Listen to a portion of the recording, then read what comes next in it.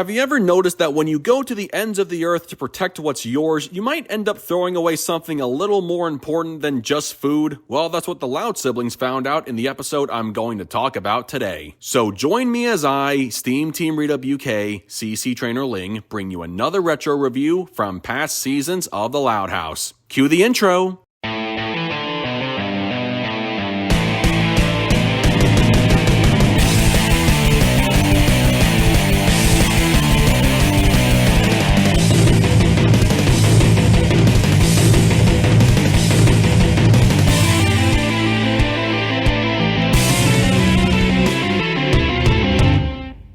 Today's episode is A Fridge Too Far. In this episode, the kids wage war over protecting their favorite leftovers in the refrigerator, and their dad plans to impress a well-known food critic and financial investor. I'll start by saying the subplot with the dad was one of my favorite Lin Sr. plots during the first half of Season 3. I'll admit it was very short, even a bit rushed, and I wish more time had been dedicated to it. Still, for what it was worth, it did a good job of continuing his character arc established back in Season 2, where he talked about his goal of one day starting his own restaurant.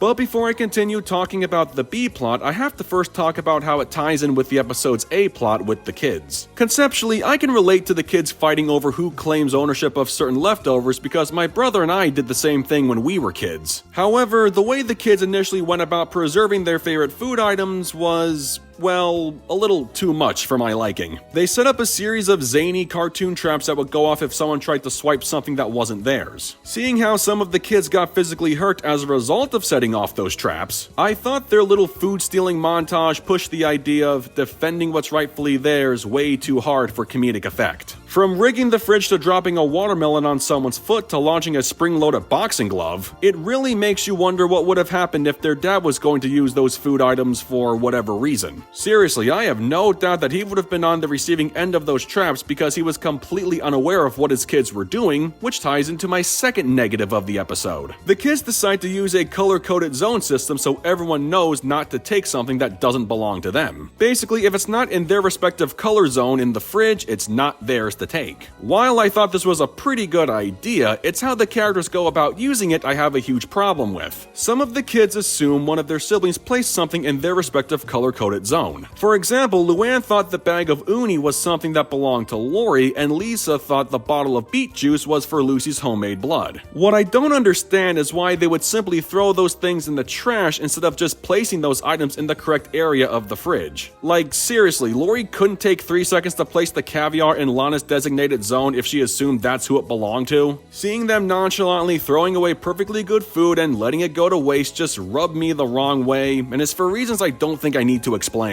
Anyway, it turns out the one who placed those ingredients in the fridge was their dad, and he was going to use them for the dinner he was intending to prepare for Timothy McCall. He didn't know the kids had a system, so it's understandable why he would randomly place those ingredients in different sections of the fridge, and then freak out when he noticed they had all disappeared at the worst possible time. The kids confessed to what was basically throwing away food, and then they suggested their dad serve Timothy their leftovers. He does, and to everyone's shock and amazement, Timothy said it was one of the best meals he had ever eaten. Even though the outcome was very obvious, I really respected Timothy's explanation. Lin Sr. assumed this world-traveling critic was used to only eating the finest foods, and yet Timothy talked about how boring and uninspired it is when chefs always serve him the same things. Caviar, uni, and even lemon-scented air in a jar, all of which Lin Sr. was originally going to prepare. Tim explains that the food Lin Sr. served him was classic, comforting, and how there's nothing better than food that tastes like home. Simply put, he respected Lin Sr. for not being a predictable chef, and how keeping his food simple yet delicious is what really sells. In the end, the dad secures some investment money, and he becomes one step closer to achieving his dream. Overall, I don't love this episode like everyone else, and that's mostly because of the kids. From taking their desires to protect their leftovers to crazy extremes and wasting food instead of putting it in the sections of the fridge where they thought it should go, I saw the A plot as borderline mediocre despite how conceptually relatable it was. Not even the part at the end where Lin Jr. gets blasted with blue paint was a good note to end on. Like, I got the humor in how Rita isn't a stranger in claiming leftovers either, but it's just whatever. Despite the negatives, I still liked how everything worked out for their dad as a result of the kids' actions, and seeing Cliff snatching up the food from the trash was a little funny. One last thing I want to talk about is a little fun fun fact and greatly missed opportunity. Timothy McCall is played by Bill Mumy, the father of Liliana Mumy, the voice of Lenny. I would have loved to see Timothy and Lenny have a brief exchange and say something like, you know, there's something about you that seems very familiar, but it's not like we're related or anything. Come on, I can't be the only one thinking that would have been a clever thing to add to the script. In short, I may not love this episode, but at a minimum, it's just okay. With that said, I give A Fridge Too Far a 7.9 out of 10. Well folks, that concludes my review of A Fridge Too Far. So I gotta ask, what did you guys think of this episode? Sound off in the comments below, and be sure to click that subscribe button for more Loud House related content. That's going to do it for me. I'll catch you guys for the next video, but until then, this is SteamTeamRedubUK, CC Trainor-Ling, signing off. Peace out, home slices.